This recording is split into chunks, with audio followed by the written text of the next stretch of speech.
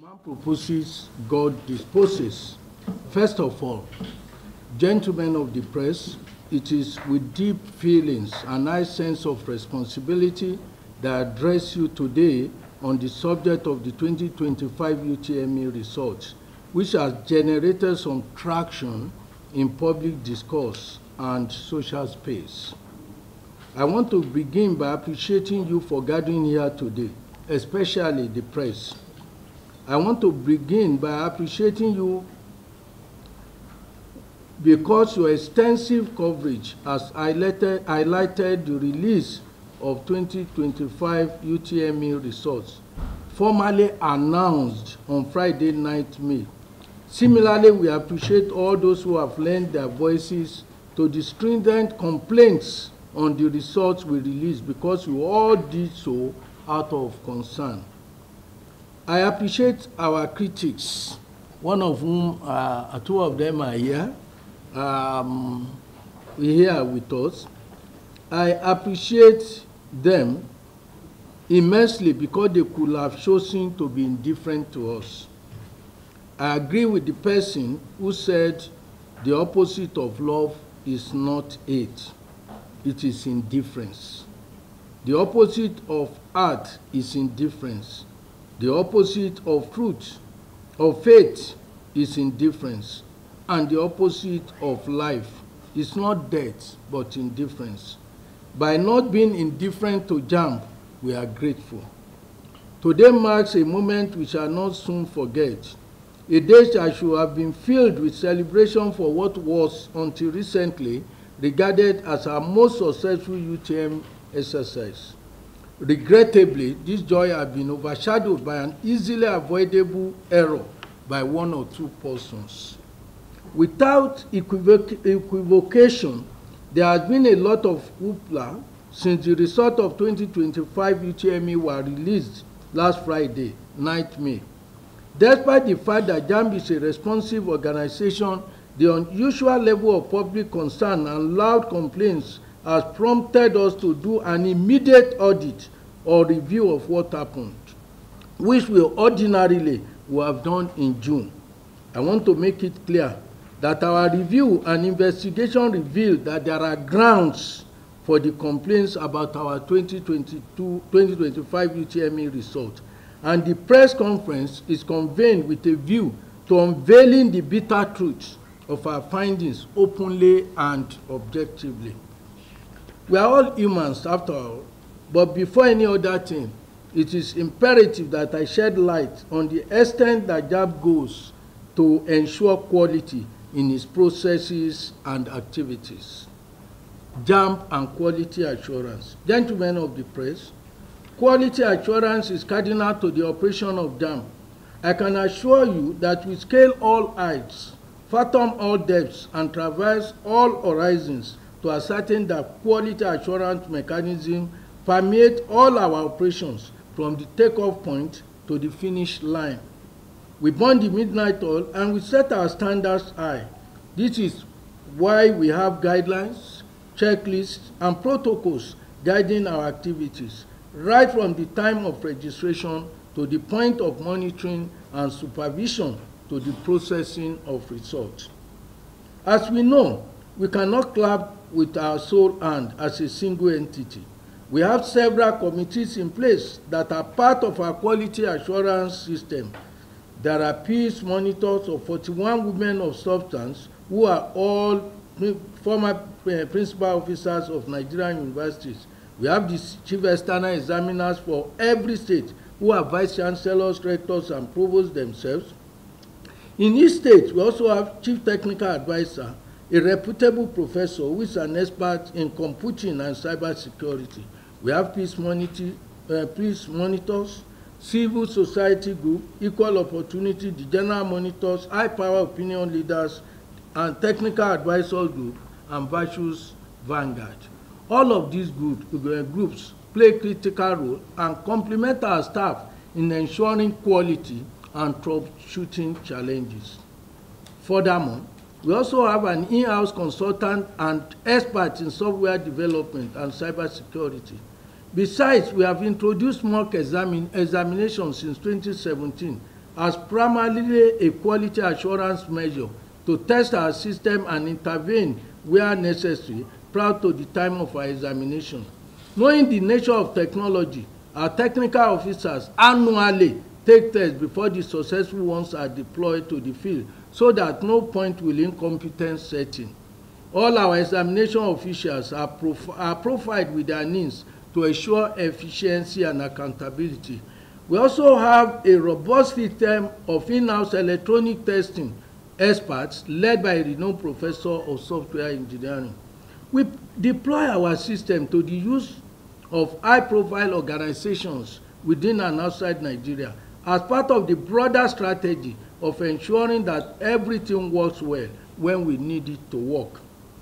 As part of our preparation for this year, we updated our system from form-based to the single-item-based examination, the latter of which is the in thing presently internationally.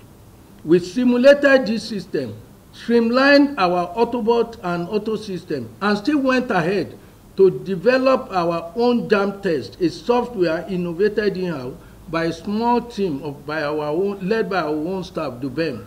We improved on the examination system, simulated everything end-to-end before the examination, and we thought everything was perfect. All the layers, including using dummies, were deployed this year, but despite that, an error happened. It is a classical manifestation of the axiom that man proposes, but God disposes, between card and lag. Let me disclose part of how we operate in JAMB for the first time in public. Conscious of the fault lines of Nigeria, where if you say north, south, you know, north, south, all this division, we use 2 operational vehicles to traverse Nigeria under the code name card and lag. Card vehicle contains the northern states, all the states in the northern Nigeria, excluding Kano, Katsina, Jigawa, Niger, Kogi, and FCT, but it includes 6 south states. The lag vehicle, on the other hand, consists of southern states, excluding the 6 south states, but it includes Kano, Katsina, Jigawa, Niger, Kogi, and FCT.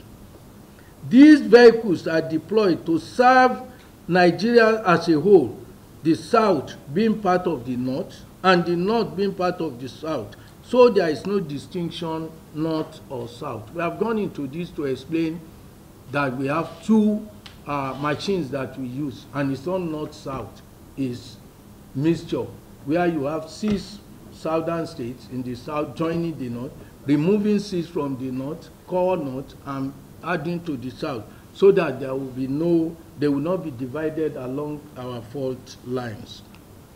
After the mock examination this year, we review our lag machine, which includes southwest and southeast states, as earlier indicated, the card and the card examination engines.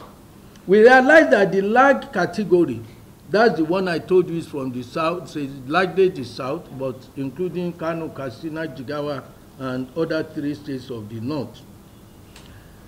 We realized that this lag machine,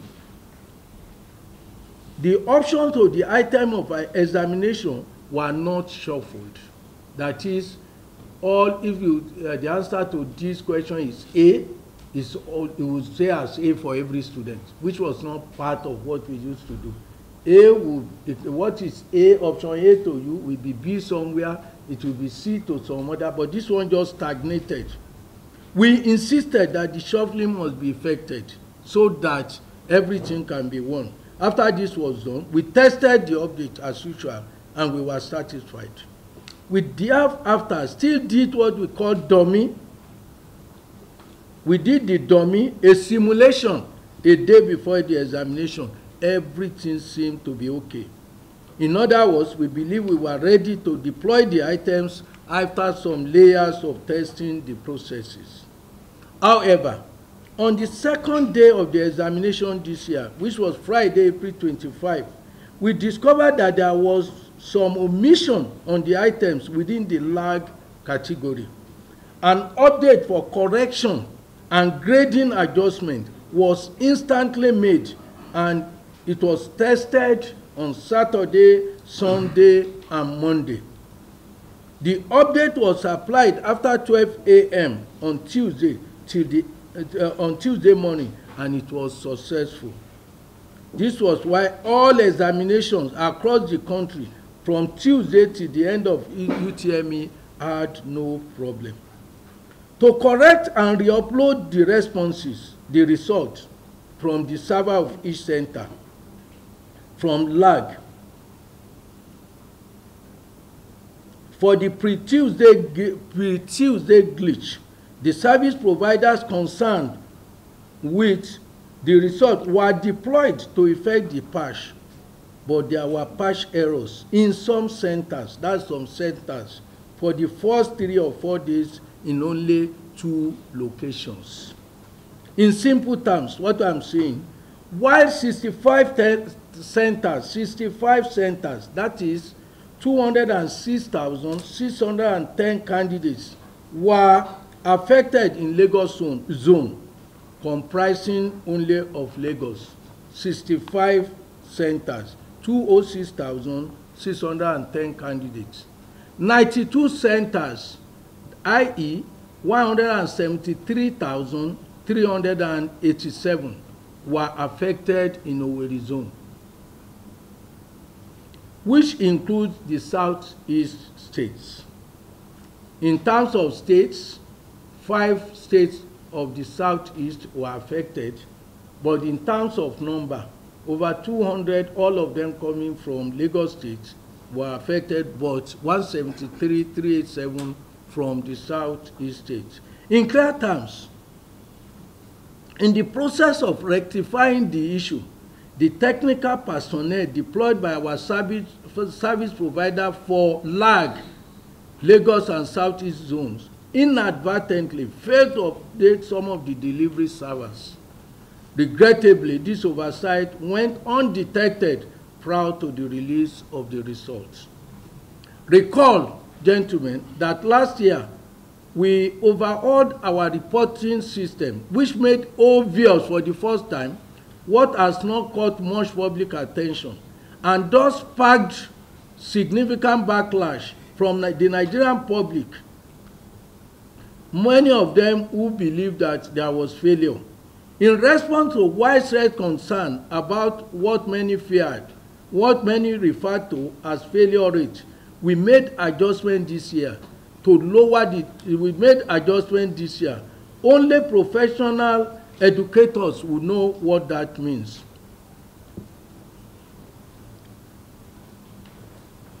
We felt with the adjustment made during the preparation, better performance of statistics will emerge. We were therefore not surprised when the best scorer in 2025, this exam, was 374, which was the best, highest in the last 1.5 decades, as shown below. Here we show that in 2024 it was 367. In 2023 we go there from 299 in 2013. This is the first time, because we were happy that probably it's a sign that the adjustments were working. The examinations were concluded on Wednesday and the results were ready. By the time the results were generically analyzed, they did not depart radically from the tradition of the previous 12 years, except that we gladly noticed improvement in the highest scorer. But contrary to our prediction, there was none in the overall, as the performance was sadly poorer than that of last year. Yet, everything fell within the range of the existing pattern. We showed the existing pattern, the pattern in the last 12 years in a table. Between Friday and Monday, the uproar could be said to have reached the highest decibel and it was coming from some respected voices in the society. Though JAMB usually responds to every complaint based on its merit, the nature of the clamor this time made us to fast-track the review process. A post-mortem analysis of the result that we will have done next month was clearly done. A meeting of minds. On the morning of Monday, that's the first working day after the release of the result, we issued a tentative press statement which includes, and I quote, "If it is determined that there were indeed glitches, we will implement appropriate remedial measures promptly, as we do in the case of examinations themselves." Apart from officials of JAMB, I must thank them that they have been having sleepless nights since Monday. Apart from officials of JAMB and other government agencies such as Nigerian Education and Research Development Council, NERDC, we also summoned some experts and professionals who graciously responded to us, including a renowned professor of psychometrics in Africa, an esteemed expert in test measurement, who is from Imo State, Professor Boniface Nwogu, who is with me here, a technical advisor, an expert from the Computer Professional Council, like Professor Adenike Oshofison, a CPN representative, Bayo Onimode, the president of the Nigeria Academy of Education, Professor Kabiru Isiaku, the National Parent-Teacher Association of Nigeria, the National Association of Nigerian Students, among others. We immediately summoned them, and surprisingly, positively, they all responded. We immensely appreciate all of you for heeding our distress call. Within 24 hours of rigorous work, we were able to isolate where the problem emanated from, as I have said earlier on. It happened in 65 centers in Lagos and 92 centers in Owerri zone. That is covering the cities, just as Ibadan is regarded as Ibadan zone, covering all the 5 states of the southwest. Owerri is also covering all the 5 states of the east, of the southeast. But Lagos stands alone because of the huge number that is coming from Lagos alone. In these centers, the centers that we have mentioned, the patch was not properly applied in some center servers, which we later discovered, by the service provider. And that failure disrupted the upload of the candidate response within the first 3 or 4 days as applicable to Lagos and Owerri zone. We are saying 3 or 4 because in Lagos, you have examination on Monday. In Owerri, there was no examination on Monday. So it disrupted them only for Thursday, Friday, and Saturday. But in Lagos, for 4 days, including Monday.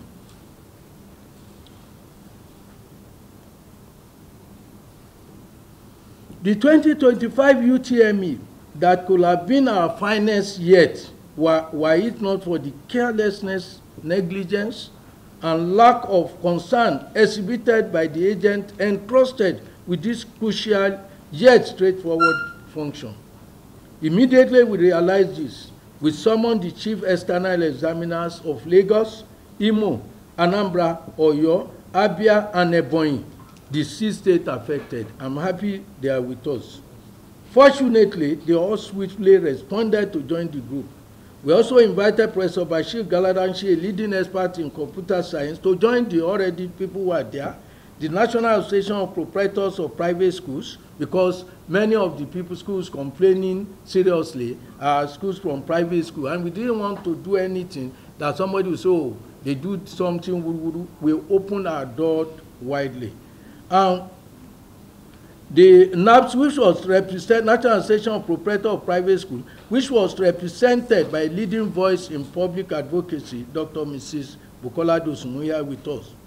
A number of our vocal critics, you can see 1 or 2 of them, including our friend, he has become our friend now, Educare, who mobilized the 15,000 plus Nigerian students who are bombarding us with a number of our vocal critics were also invited. I know one of them, Educare in particular, was surprised, and they were saying maybe you want to arrest them. We are a civil society. We are not averse to criticism. We only want any criticism to be, and our doors are wide open because we have nothing, absolutely nothing to hide. We invited them to the interaction so that we could jointly and sincerely examine the situation. Despite being able to identify the source of the problem and the affected centers, we are conscious of the painful damage it has inflicted on the reputation of JAMB. As registrar of JAMB, I hold myself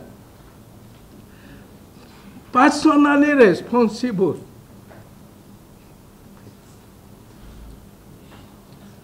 including for the negligence of the service provider and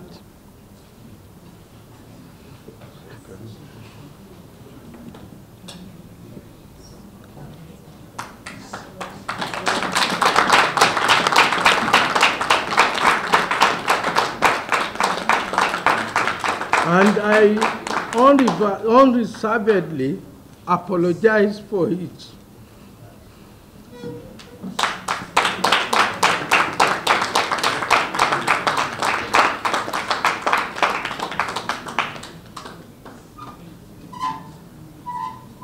And the trauma it has affected Nigerians to, directly or indirectly.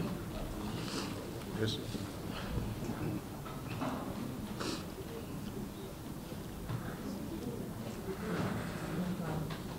Once again, we apologize and assure you that this incident represents a significant setback for the board's reputation. We remain committed to emerging stronger in our core values of transparency, fairness, and equity. It is our culture to admit error because we know that in spite of the best of our efforts, we are human. We are not perfect.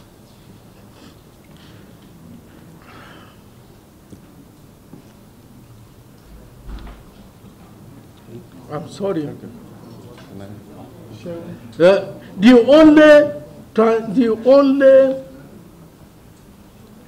only consolation we have in this case, it is that it is just one of our two service providers that did not do well by uploading improperly.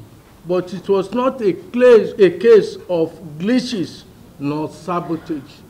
There were technical errors. We discovered, we created what the patch, but one of our two service providers did not do well.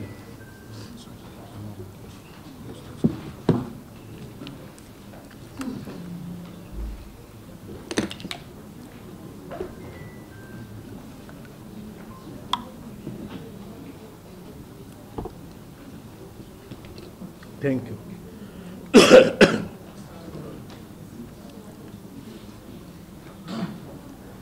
By Tuesday morning, with the CEs, that is our chief external examiners, the experts, and Mr. Shidoka, a former Minister of Aviation, we started samples of responses and reviewed. We compared the results, and we are finding interesting correlation, except in these 157 centers where distortions had occurred. We unanimously agreed that each state of the Federation be sampled. No sign of any abnormality so far has been detected in any center outside the ones mentioned.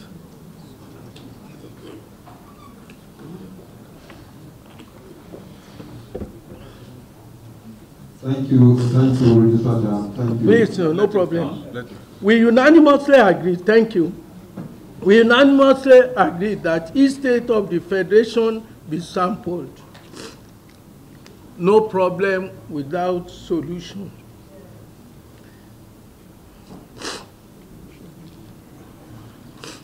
We have decided that all the candidates affected in the 157 centers of the 882 be contacted to retake their examinations.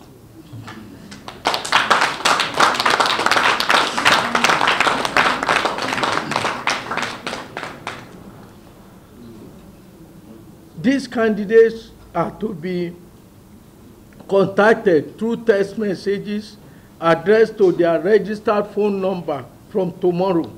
Their email addresses, their profiles, and phone calls by JAMB. They are directed to reprint their examination slips for the rescheduled examination dates. Not all, but in these centers, and we have identified them. While not oblivious of the fact that WAEC examinations are ongoing, we have contacted WAEC, and in an unprecedented show of solidarity, the Council has graciously decided to, as much as possible, accommodate us within the WAEC time slot. You know, after JAMB, UTME, we start SSCE of WAEC from 1st of May. This is their own period. After that, there will be NECO. After that, there will be NAPTEP. So there is no space between now and July to retake. So we now felt that if we speak to WAEC, WAEC is just starting the practical this week. And this is the only space available for us to be accommodated between now and July. And we do not want to extend the torture beyond June and July. So we then decided unanimously that we should do what is possible to deploy the examination for the affected center on Friday, Saturday, and Monday for Lagos. But for the East, we will do whatever is possible because of Monday, because of Sunday. We will see what we can do in the Southeast for Friday and Saturday. And we are also hopeful that part of Tuesday in the afternoon, when they will have finished Igbo, Efik, and Yoruba that they have, we can also utilize. Any candidate with a clash of timetable, particularly for agri-science on Friday, will be rescheduled. However, we have endeavored, working with WAEC, to ensure that no such exists. All those candidates that are scheduled for agri, we will schedule them for Saturday, so that others who do not have agri can have Friday. Fortunately, the prescribed tests for SSE are also the prescribed tests for UTME. Those who are reading for SSE, they are also already reading for UTME. Which, and except reading tests, which carries additional 10 marks in JAMB. All others are the same. Appeal, appreciation, and apology.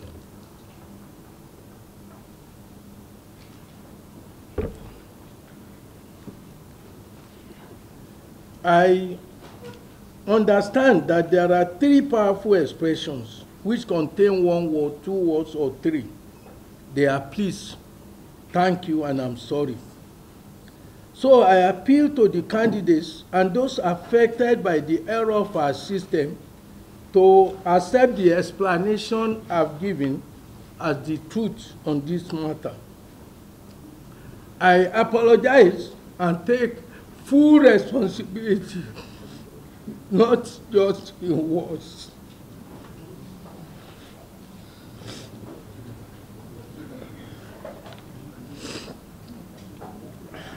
I want to say a big thank you to all of you, and may God bless us all. Thank you. Thank you very much. Thank you. Thank you. Thank you. Thank you. I know that some members of the group want to say